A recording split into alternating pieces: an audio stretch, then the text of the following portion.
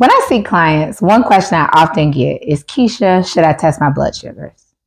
Blood glucose monitoring can be a source of anxiety for some people who think back on how things used to be and how you had to prick your fingers multiple times a day. Some people just weren't having it. It didn't feel good. But times have changed and technology has advanced. And now we have some options when it comes to blood glucose monitoring. Yes, we still have the traditional glucose monitor, but you also have access now to continuous glucose monitors. So, what is actually the purpose of blood glucose monitoring, and do you really need to do it? Current testing guidelines are based on individual circumstances, preferences, and treatment. So, it's important to get guidance from your diabetes team.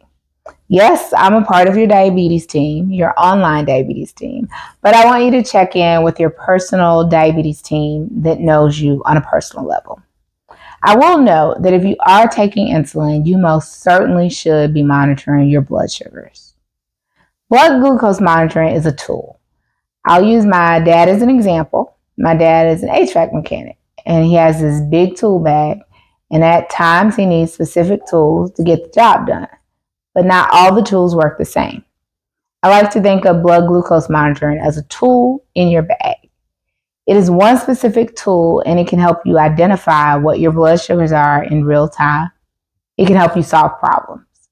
I always tell my clients that the blood glucose reading is a small piece of a puzzle. Your hemoglobin A1C is the whole puzzle put together. So testing your blood glucose levels provides information.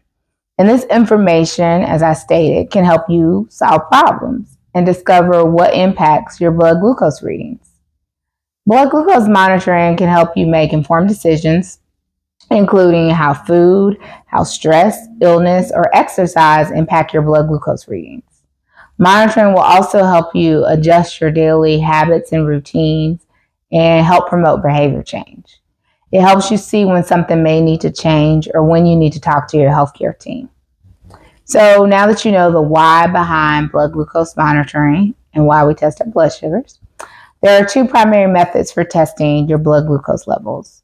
Whichever method you decide, make sure you're receiving education, training, and support to ensure you're reaching your optimal levels and you actually know what you're doing. So let's first discuss the blood glucose monitor. A traditional blood glucose monitor allows you to check your blood glucose levels using a simple finger stick. Most insurance plans, including Medicare, typically cover these devices. However, the specific brand or type you receive may depend on your insurance coverage and your insurance provider. So be sure to follow the instructions provided with your device and always remember to wash your hands before you begin testing. The finger stick involves a small drop of blood to reveal your glucose levels. Think of it as capturing a snapshot of your blood sugar at that very moment. This can help you guide your decisions again regarding food, activity, how you go about your day. Modern technology has made it easier to track your readings, often integrating your cell phone or convenient record keeping. Regular monitoring is a responsibility and it is a commitment to your health. So if it's been recommended that you monitor your blood glucose levels, make it a habit and perform it regularly and share your readings with your healthcare team. If your physician has prescribed testing for you because you meet the criteria for receiving a device, your insurance may cover the cost of the device. If you are not prescribed a meter and you are driven by data and you really want to know what your numbers are, you can actually purchase a blood glucose monitor over the counter. But it's an out-of-pocket expense. And you can find some as low as about $10. The second option for testing is a continuous glucose monitor, also known as a CGM. The CGM is a small device that provides real-time data about your glucose levels every 5 to 10 minutes. Instead of measuring blood, a CGM tracks glucose levels in the interstitial fluid, which is a thin layer of fluid surrounding your cells and your tissues. The continuous glucose monitor allows you to monitor daily trends in your blood glucose levels, and it signals when you have highs and lows. Studies show that CGMs can help lower A1C levels and improve overall diabetes management.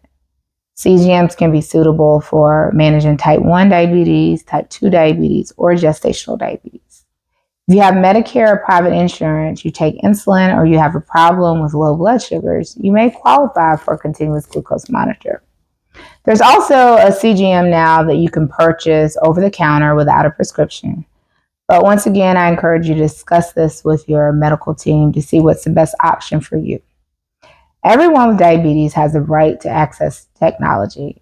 So if a CGM sounds appealing to you, discuss it with your doctor and explore how you can get started on using one.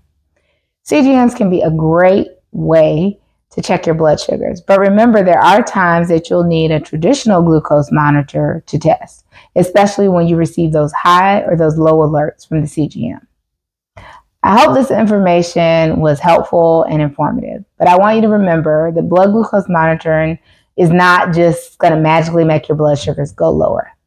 It takes self-management principles, and you need to seek education and make sure you take medication if it's been recommended.